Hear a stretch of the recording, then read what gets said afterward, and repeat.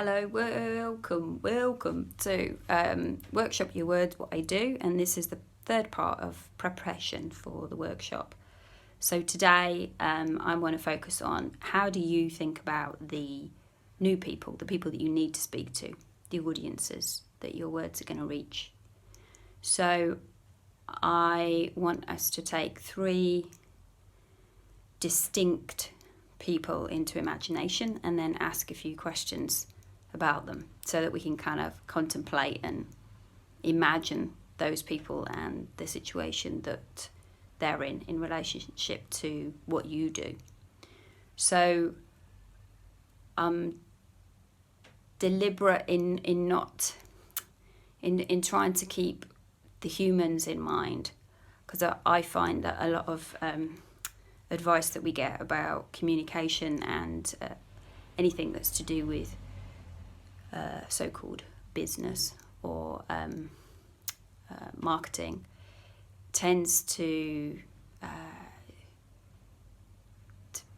turn people into characters or groups or profiles, and then we kind of forget about the fullness of those people. So it's a bit of a practice as well for me personally about trying to respect somebody's kind of situation and think about them in that, where they're coming from and in that context. So I wanted to first think about, where are they? Because I think it's quite useful to think about physically where somebody is, and also the human geography, so who's around them. Are they part of an organisation, an institution? So if you sort of place them somewhere, the city that they're in, the country that they're in, put them in, come and join them in their day somewhere to think about where they are. And then the second question is what they focused on. And with this, it's kind of in relation to your work. So do they have something that they're trying to get done, something that they're looking for, something they want to change or solve? So what are they focused on in relation to what you do? So if you contemplate that question and see where that leads, and think about maybe also what else they're focused on, so what's kind of getting what's interrupting their focus, and what they're different, the weight of different things that they're focused on. And then the third question I had was what sort of relating do they want to have, or do they allow?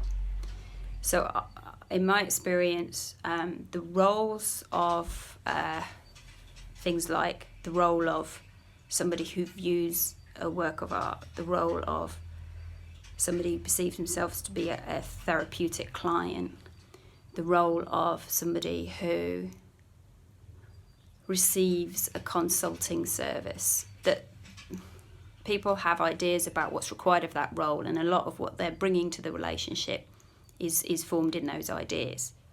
So the ways of relating that they're expecting and that they desire or that they want to get away from are all tied up there. So thinking about what sort of relating do they want, what sort of relating do they allow, and the language of that relating as well, like how they might understand it. I think this is going to help us think about these 3 human beings that make up part of the audiences that you're trying to speak to, and bearing them in mind is going to help create language that connects to them in a way that makes sense to you as well, because the relationship is about what you're offering and what the place that you both meet. So that will be the preparation part 3.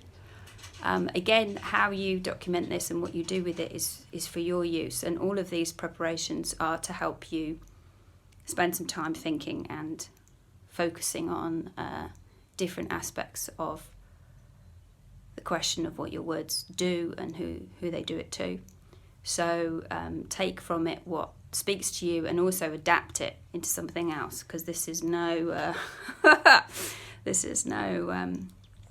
religion or about how to do these things. I hope it's useful guidance, and I hope that you find something that works for you, so that you're ready when you come to the workshop. You've already done a lot of exploratory work and you're ready to focus on the words themselves. Okay, thank you.